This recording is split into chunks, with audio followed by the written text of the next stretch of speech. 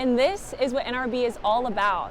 Minds oriented to media and ministry, gathering together to collaborate and celebrate, spreading the gospel to all the world.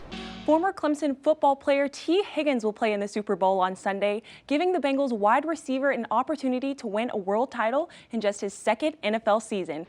March Madness has made its way back to Greenville, and today teams will tip off right here at the Well for the first round of the NCAA tournament. Along with NGU's COVID task force, everyone's goal is to stay safe. COVID is still around, but cases are down, and NGU students hope to keep it that way.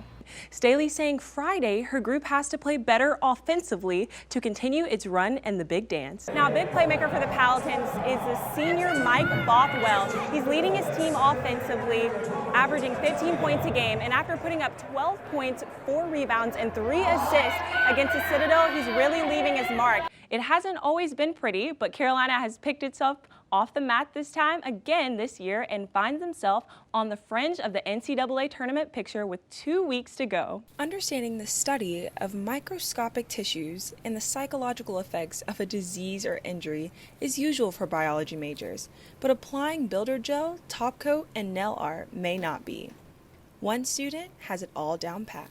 And lots of practice, a lot of practice, because look at some of my earlier stuff, it's trash. That's okay. Catherine McClure is a senior biology major at NGU, and after a push from her close friends and family, she decided to turn her fun art of doing nails into an on-campus business. Let's see, so I made an Instagram just to kind of see how it would take off, and everyone was super into it, and so I was like, hey, I'm bringing myself to campus, anyone want to come to campus and get their nails done? And people, they come and they pay me, and it's really cool. Between the busyness of classes and extracurriculars, she says doing nails is calming and allows her to slow down and not think too much. Kind of just shut my brain off, turn Netflix on in the background, and just kind of do some nails, and so it's really relaxing for me to actually do it. While she loves doing nails and having her business, studying medicine is what she really wants to do in life. I'm really interested in emergency medicine, so I think my goal after that would kind of go into an emergency medicine residency and just kind of go from there. Question.